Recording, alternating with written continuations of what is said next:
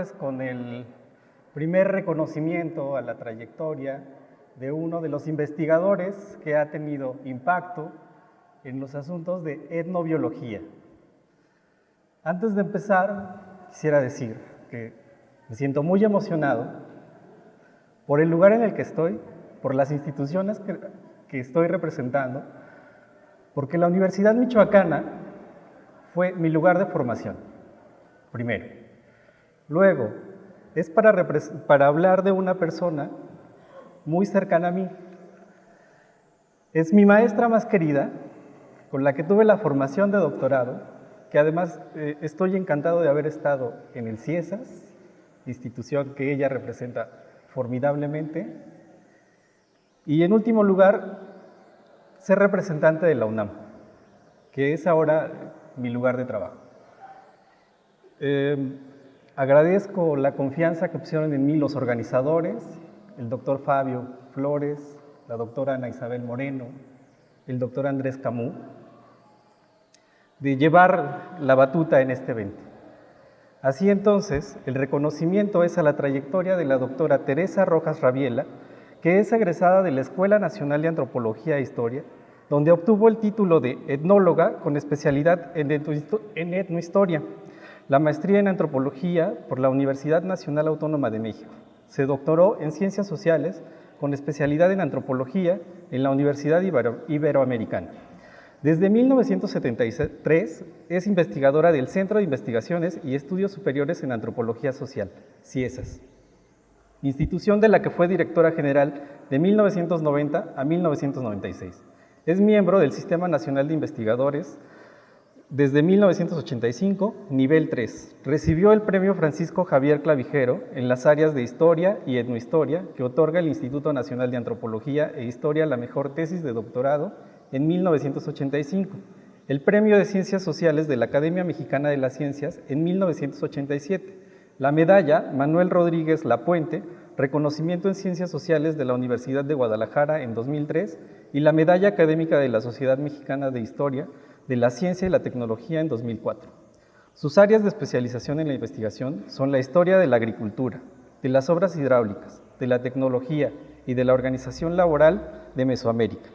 durante el periodo prehispánico tardío y colonial temprano. Actualmente realiza un proyecto sobre el proceso de cambio tecnológico en materia hidráulica durante el periodo de contacto, particularmente en el seno de los pueblos de indios novohispanos, en el contexto mayor de las transformaciones ambientales y sociales que caracterizaron dicho periodo.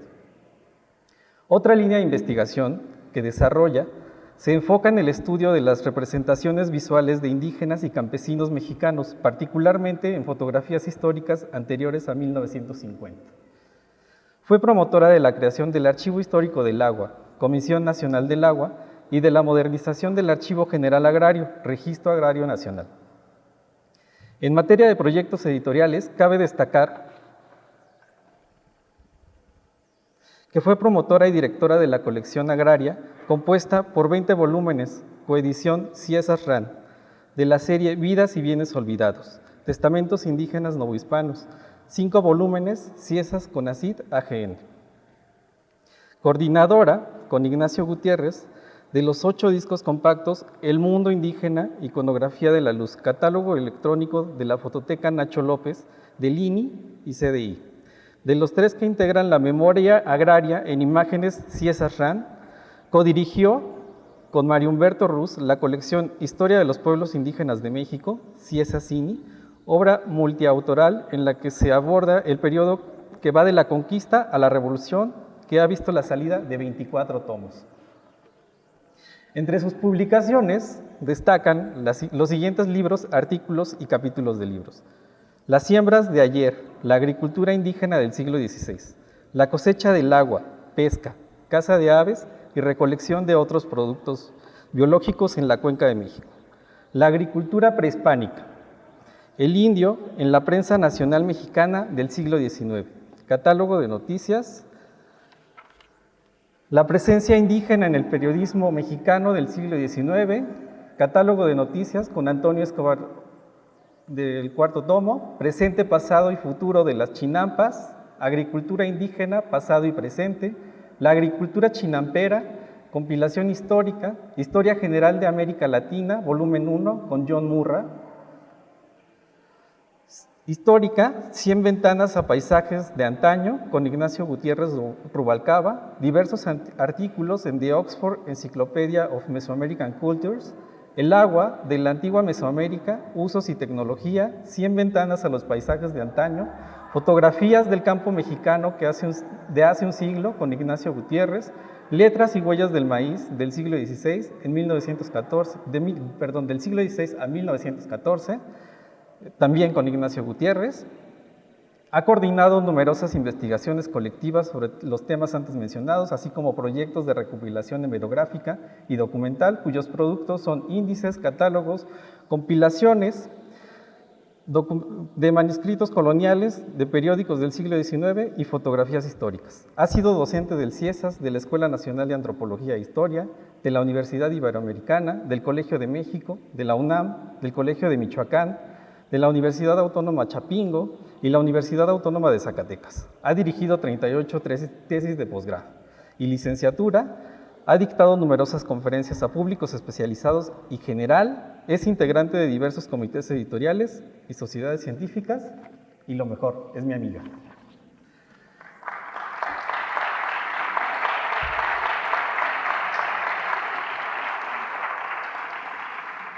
¿Por qué un reconocimiento en el marco de un congreso de etnobiología?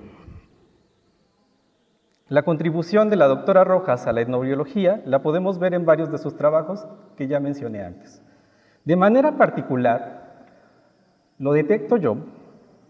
es el interés que ha tenido por los testamentos indígenas novohispanos. ¿Por qué en ellos? Porque es una fuente muy rica. La propia Teresa Rojas lo dice así: muchos son los temas y problemas que pueden estudiarse a nivel etnográfico, para hacer reconstrucciones culturales e históricos, para realizar estudios evolutivos. A partir de los testamentos y documentos gráficos asociados, es una fuente que permite conocer los bienes materiales en su contexto, en la familia, el pueblo, la comunidad y la región. Casas, solares, tierras de cultivo y eriazas. Con el pueblo, con su respectiva ubicación, calidad y medida, formas de tenencia, toponimia, instalaciones de riego, jagüeyes, pozos, cuescomates, corrales, hornos, casas de gallinas, plantas y animales domésticos y silvestres, instrumentos de trabajo, medios de transporte como canoas, carretas, bestias de carga, hilos, telas y materiales para confeccionar prendas de vestir, metates y otros enseres de casa, cocina, joyas, adornos, entre otras cosas. Fin de cita. Su objeto de estudio, entonces, ha sido el indio, que es uno de los conceptos más importantes para entender el periodo virreinal, en el que es prácticamente una de las mejores especialistas. Ahora, hace un rato escuchaba entre las preguntas al ponente anterior que faltaba una mención a la historia ambiental. La trayectoria de la doctora Rojas es justamente ese enlace y este diálogo que se genera entre distintas disciplinas. ¿Qué es lo etno? No lo voy a definir aquí, pero la antropología da este sustento, lo etno, lo etnográfico, hacer el trabajo de campo, ir directo a las personas. Y esto es lo que hace la doctora Rojas. Lo hace en trabajo de campo con vivos y lo hace en trabajo de campo con muertos. Los testamentos es una de las mejores formas que se tiene para poder hacer preguntas a gente que ya no está. Y que este ya no está dejó un material tan rico y tan abundante que nos puede hablar de muchísimas cosas. Ahora, entonces les hablaba del indio como sujeto de estudio. ¿Por qué es tan importante el indio? Porque se reconocen cosmovisiones, se reconocen formas, se reconocen personas, formas de organización política, territorial, formas de entender las relaciones entre el hombre y el medio ambiente. Esa es la parte rica de la investigación de la doctora Rojas, que hace un balance muy interesante entre estas personas, entre estos grupos, y la forma en que conviven con su medio ambiente, las relaciones que se ejercen, las relaciones sociales de poder que se ejercen a partir de los recursos naturales existentes y cómo se accede a ellos. Estos son los trabajos de la doctora Rojas y esa investigación entonces ha permitido tener un diálogo con disciplinas, que en este caso es la etnobiología.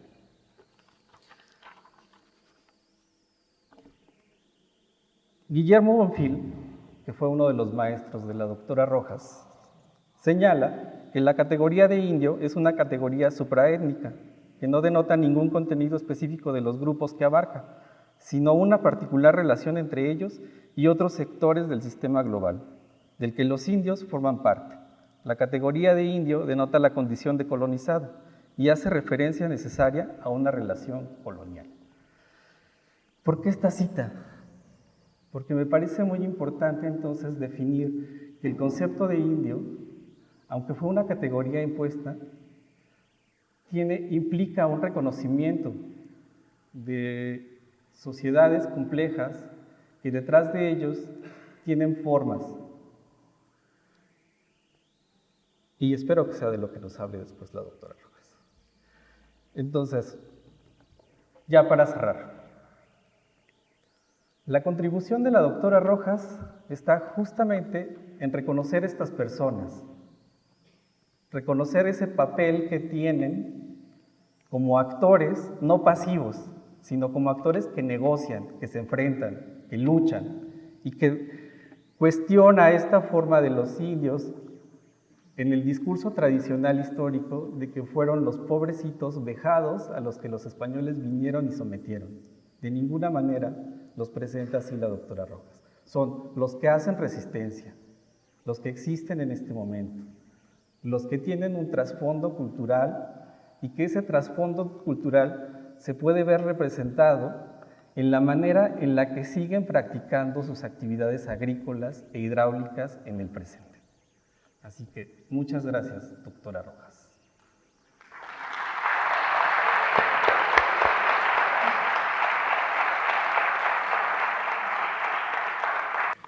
Bueno, estoy un poco nerviosa,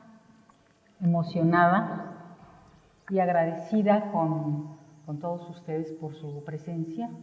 Me gusta mucho ver un auditorio como este, poblado por jóvenes, unos no tan jóvenes,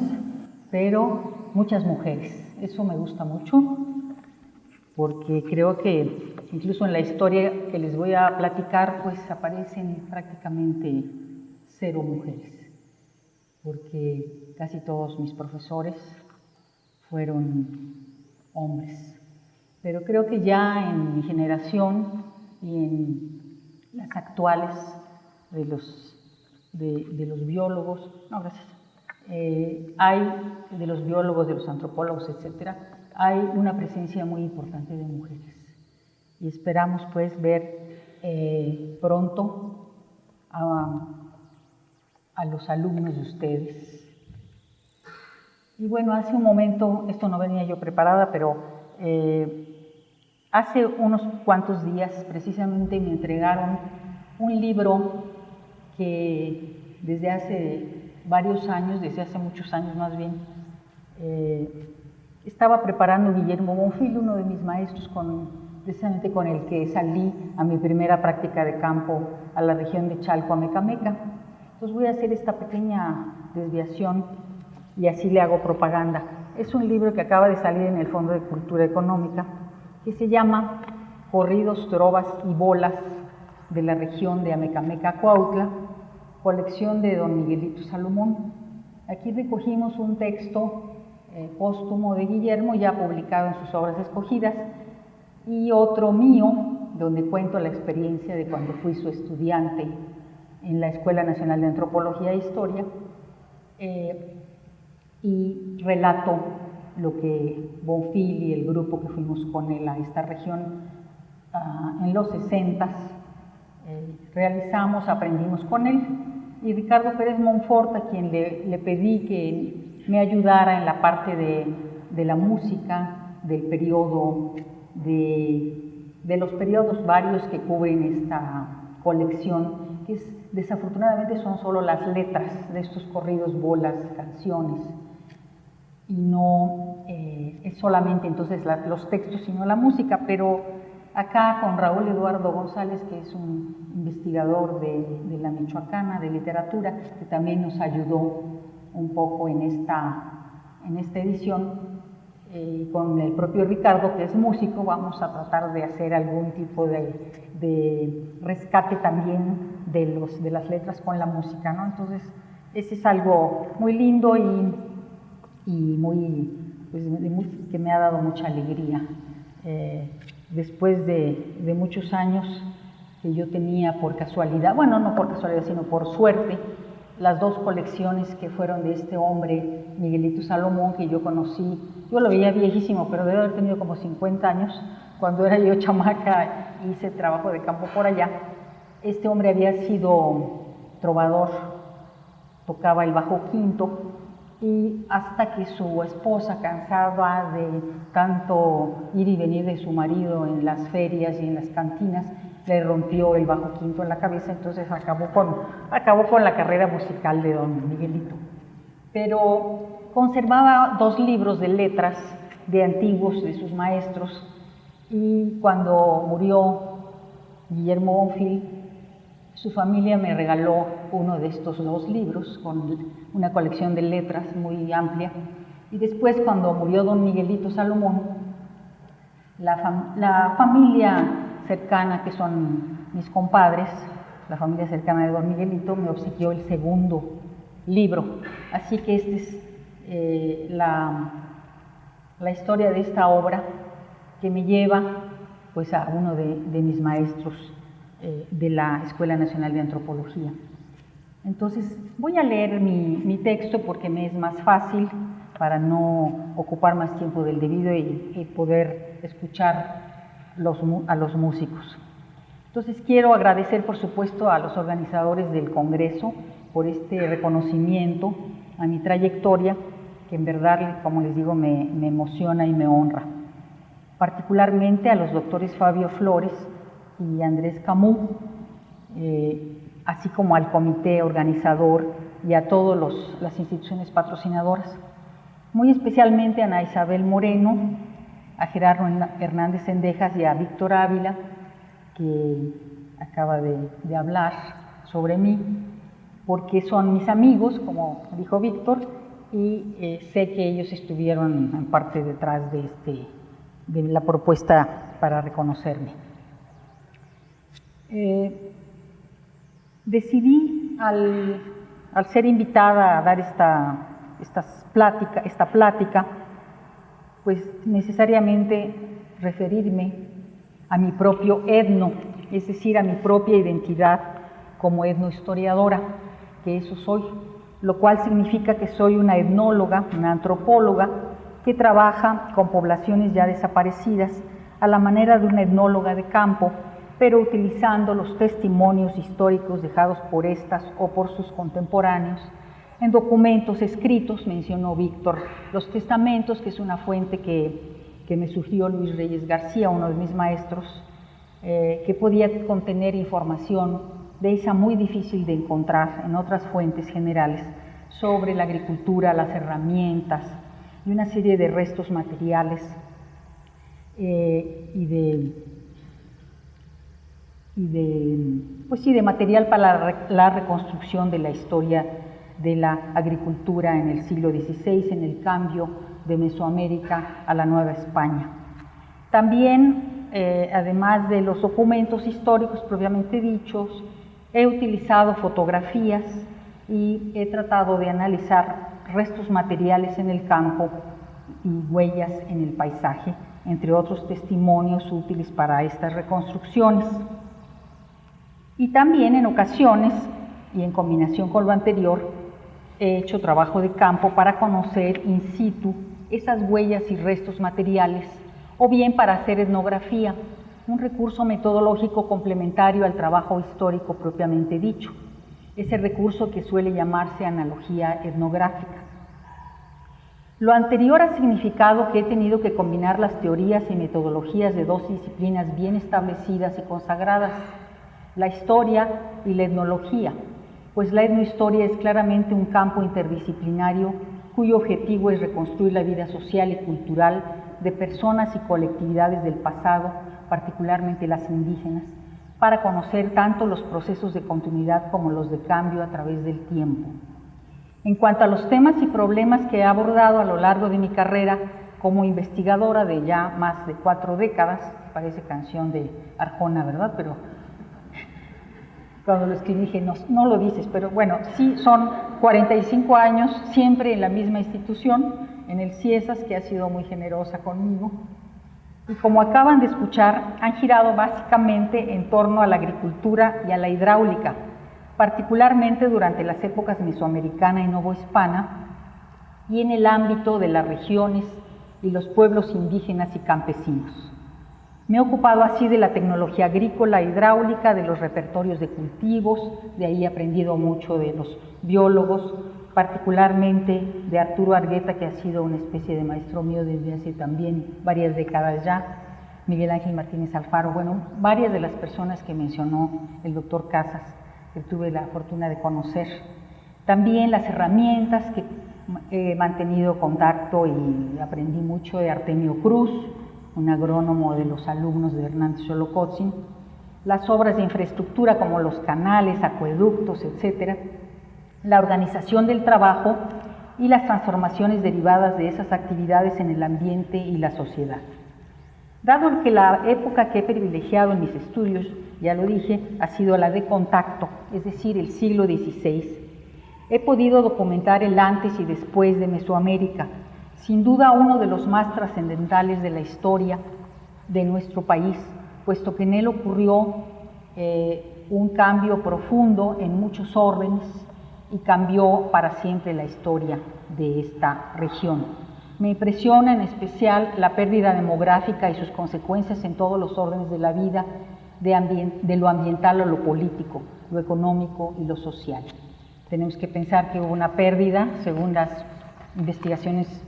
pues, más actualizadas, entre 80 y 90% de la población indígena, y lo que esto significó en términos humanos y ambientales y políticos, en fin, en todos los órdenes. Lo que ahora ensayo es una interpretación general sobre cómo funcionaban las sociedades mesoamericanas durante el periodo previo a la conquista española, ese que podemos documentar a través de las fuentes escritas producidas durante la colonia temprana, combinadas con la información arqueológica. Me refiero específicamente al siglo XV y a las 2 primeras décadas del siglo XVI. Estoy tratando de dar respuesta a una preocupación que hace muchos años escuché al creador del concepto de Mesoamérica, el etnólogo Paul Kirchhoff, en un seminario que impartió hacia 1973, o 2 específicamente en la Universidad Iberoamericana, que fue entonces cuando lo conocí. Él se preguntaba cómo había sido posible que Mesoamérica, la superárea de civilización americana, una de las 2, se hubiera podido desarrollar sobre una base material tan modesta, tan débil, decía él, con tantas carencias, dirían otros. No había rueda, no había, uso de la rueda en máquinas, no había animales de trabajo, ganado, no había arado, no había máquinas complejas, etcétera, etcétera. Un largo etcétera de carencias, ¿no? Según este tipo de planteamiento. Obvia decir que a partir de los años 40, diversos investigadores, arqueólogos y etnólogos, entonces y hasta ahora, hemos buscado respuestas y explicaciones a ese aparente desequilibrio entre la estructura material y la superestructura, para usar conceptos entonces en boga en tiempo de Kirchhoff, a partir de lo que claramente fue un desarrollo endógeno en el área, es decir, un desarrollo original independiente. Hablo de arqueólogos y etnólogos como Pedro Armillas, Ángel Palerm, Julian Stewart, Richard McNish, Ken Flannery, William Sanders, algunos de los cuales también mencionó el doctor Casas, entre los que estuvieron activos sobre todo en la segunda mitad del siglo XX. Tuve la suerte de que varios de ellos fueran mis maestros, Armillas, Palerm, Flannery y Sanders, Y gracias a ellos y a etnohistoriadores como Pedro Carrasco y Luis Reyes García, que fueron autores de trabajos fundamentales sobre la organización sociopolítica y económica del México prehispánico, así como editores de fuentes primarias indígenas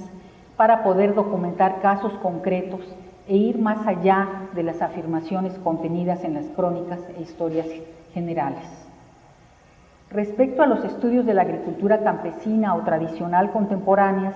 que también contribuyeron a cambiar la imagen que de ella se tenía en el siglo pasado, me refiero al siglo XX, no puedo dejar de mencionar a Efraín Hernández Xolocotzi,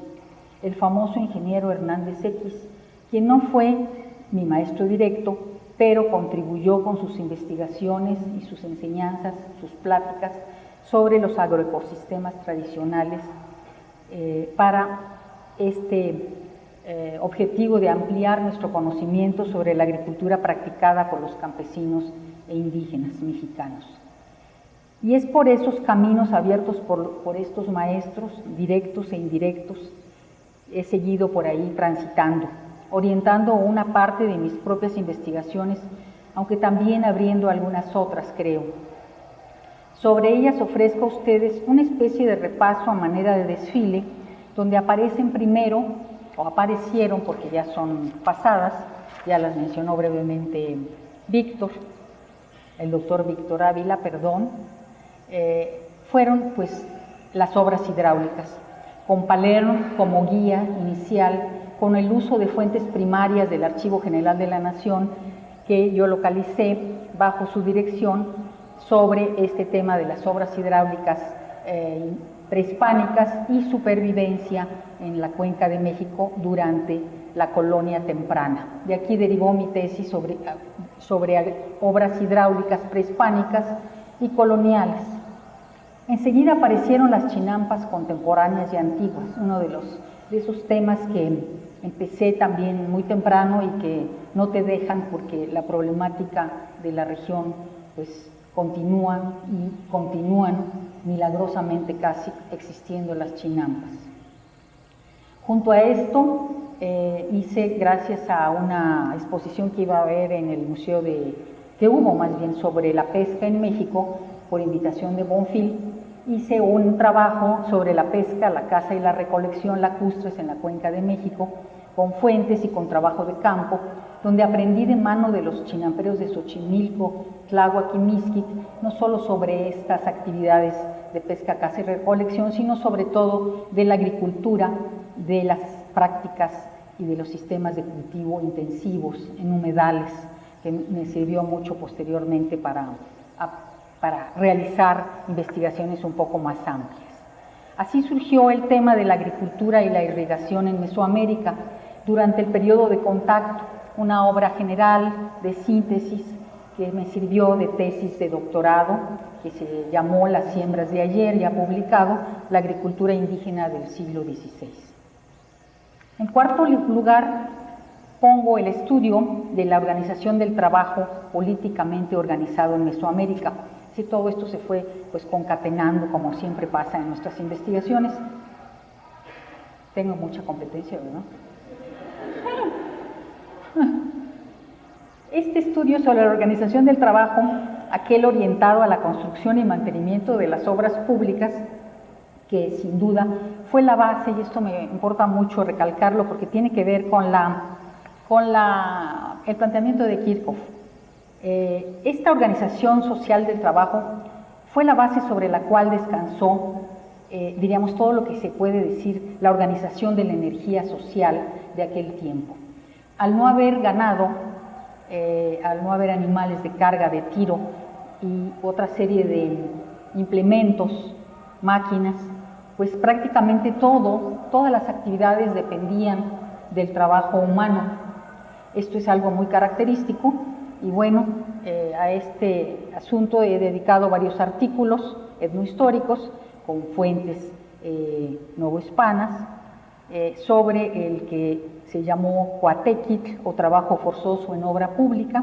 el que sería el tequio también a nivel de los pueblos, de los señoríos y del Estado, organizado por el Estado.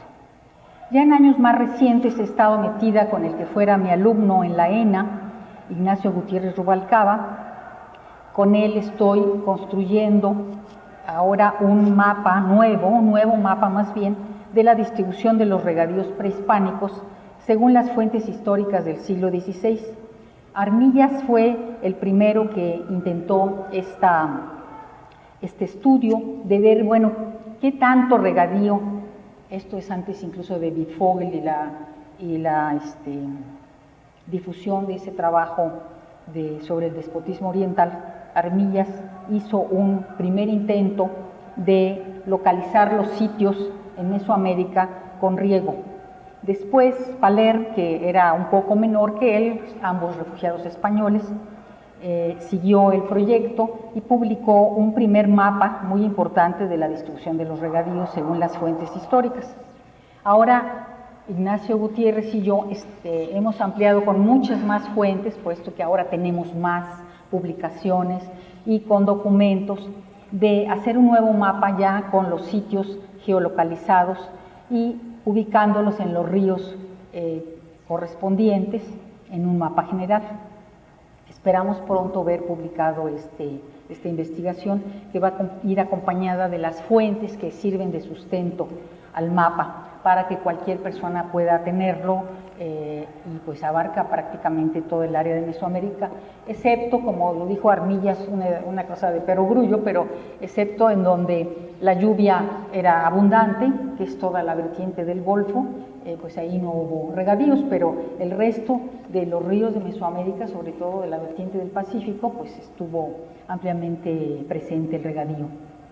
Y esta búsqueda sobre las características de los sistemas de riego prehispánicos nos ha llevado a una investigación sobre uno de los dos tipos de presas utilizados desde la era mesoamericana hasta el presente. Esto es una cosa muy interesante y muy sorprendente para nosotros. Me refiero a las presas de derivación efímeras, a las que se le ha prestado en realidad muy poca atención en la literatura, precisamente por su naturaleza temporal, dado que los campesinos irrigadores las renuevan cada año con materiales que toman de su entorno. Entonces, cada año, año tras año, las presas se construyen para irrigar en tiempo de secas, en ríos permanentes, en arroyos permanentes, y cuando el río crece,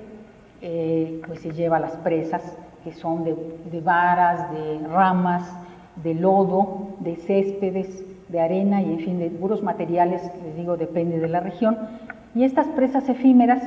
las hemos encontrado asociadas con terrazas artificiales. Esto es algo muy sorprendente, nadie lo había registrado. Un tipo de terraza no de ladera de montaña, sino de las llamadas terrazas de valle, que no se había, como les digo, reportado hasta ahora. En el libro de Donkin sobre este tema del aterrazamiento en América Latina,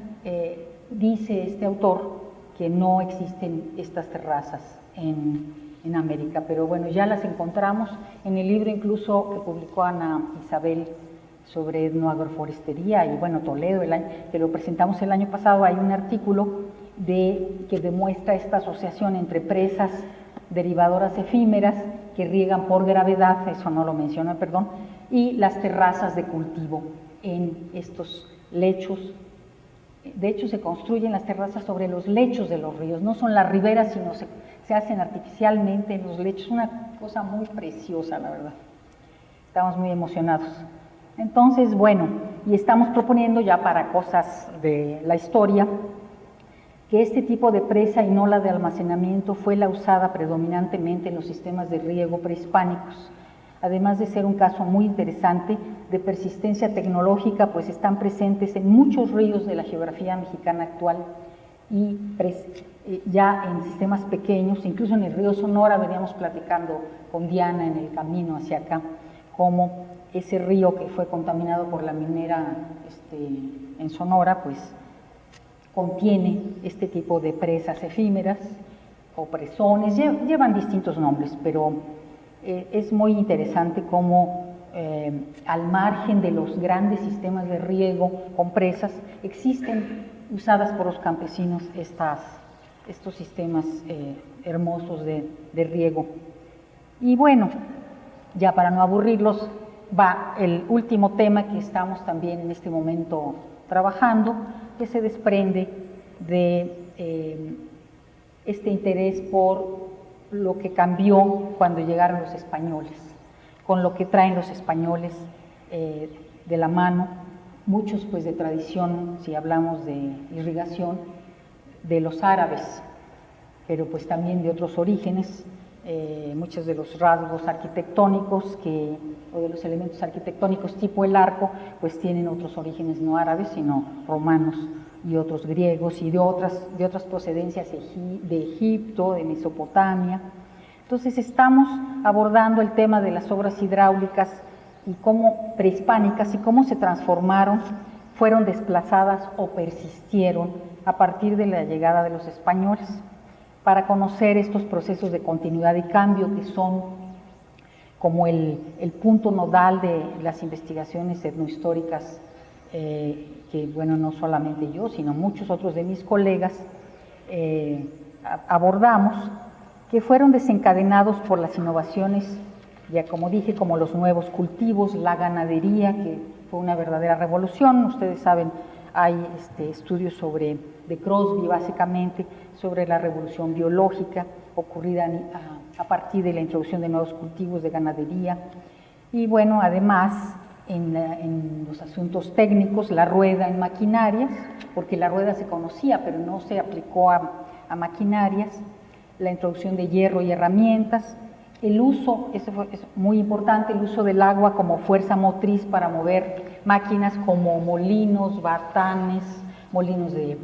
trigo, molinos de caña, batanes de paños, y aparte otros elementos como acueductos y puentes. Estamos en la redacción de un libro sobre la introducción y adopción del trigo, entonces, y los molinos hidráulicos por la población indígena de la Nueva España, particularmente en la Mixteca, donde se han conservado una serie de restos de molinos pequeños de un modelo que hemos podido determinar porque hay un tratado de hidráulica español del siglo XVI que se atribuyó por muchos años a Juan Turriano, que fue el relojero de Felipe II, pero que ahora se sabe, porque es anónimo, que es de un aragonés apellidado Lastanosa. Pero este tratado nos permite conocer los modelos de molinos que había en España en la época del contacto, en el siglo XVI, y hay allí un tipo de modelo de molino, de rodezno, que es idéntico a los restos que a través de recorridos de campo hemos localizado de esos viejos molinos mixtecos y en otras partes también a través de mapas y de algunos pequeños dibujos que aparecen en los códices, que sería pues largo de enumerar, pero también localizando las áreas del cultivo de trigo en la actualidad, junto con investigación en documentos de archivo y en fuentes primarias. Entonces esto es como un estudio monográfico para ver en concreto qué ocurrió con el trigo en términos de ampliación de la frontera agrícola, no solamente latitudinal, sino altitudinal, y es muy importante también por el asunto de los molinos y cómo los pueblos de indios adaptaron y construyeron estos pequeños molinos hidráulicos. Y bueno, en este mismo campo estamos usando, por supuesto, los que se llaman mapas códice, que son unos mapas pequeños que acompañan procesos sobre todo cuando los españoles pidieron mercedes de tierras para sus empresas ganaderas o agrícolas, se les daban mercedes, pero la legislación imponía a las autoridades reales que se tenía que consultar entre la población si no causaba perjuicio a los pueblos de indios, y entonces con frecuencia los propios pueblos que no estaban de acuerdo en que se diera una merced o un herido de molino para establecer un molino, por ejemplo, presentaban y eran admitidos como pruebas jurídicas mapas con elementos pictográficos, que son los que hemos llamado mapas códice. Entonces estamos haciendo unos pequeños estudios con María Castañeda de la Paz y Miguel Ángel Ruz, dos investigadores de origen español que trabajan en México, estos análisis,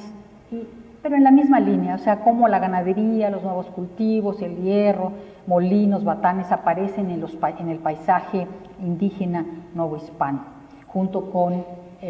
pues las nuevas formas de apropiación de la tierra, de despojo y apropiación del agua y de la tierra por los españoles. Así que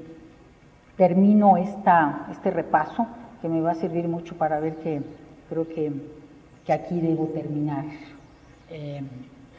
estos proyectos pronto, y quiero dedicar finalmente este reconocimiento a mis queridos maestros e interlocutores en algún tiempo ya desaparecidos: Pedro Armillas, Ángel Paler, Pedro Carrasco, Luis Reyes García, Guillermo Bonfil, Hernández X, el ingeniero Efraín Hernández X, y Miguel Ángel Martínez, que todos fueron personas con las que tuve trato siempre muy afable y de las que aprendí muchísimo. Quiero también dedicar este reconocimiento a mis amigos y maestros felizmente vivos: Arturo Argueta, Rafael Ortega, Artemio Cruz, Benjamín Ortiz Espejel, Jesús Cuevas, Bárbara Williams, Michelín Cariño, Rosalba Loreto, Sergio Guevara, con los que estamos haciendo ahí nuestros trabajos de historia ambiental. Y sobre todo, y también más bien, a mis nuevos amigos de la red del patrimonio biocultural, algunos de los cuales, o muchos de los cuales están aquí, que fundó el doctor Toledo. Y aquí en Morelia, mis dos grandísimos amigos que están aquí, que me acompañan, que siempre, bueno, ya desde hace varias décadas también nos conocemos y hemos andado mucho camino y aprendido siempre, el doctor Gerardo Sánchez Díaz y el doctor Napoleón Guzmán. Así que quedo muy agradecida con esta ciudad de nuevo, porque el año pasado los historiadores del Instituto de Investigaciones Históricas me hicieron también un reconocimiento junto con otros colegas historiadores en esta ciudad donde mi madre nació estaba yo echando cuentas, hace 1 siglo y 1 año. Nació aquí por el Jardín de las Rosas. Yo digo que ha de estar haciendo algún trabajo a mi favor, porque los dos reconocimientos recientes han sido en esta ciudad que tanto quiero. Y finalmente, y ya para dejarlos descansar, quiero agradecer al CIESAS, que es mi institución desde hace 45 años, gracias a cuya generosidad puedo continuar activa, realizando investigación, formando estudiantes, publicando resultados, saliendo al campo, consultando archivos y escribiendo nuevos libros, y también asistiendo a congresos como este. Muchas gracias.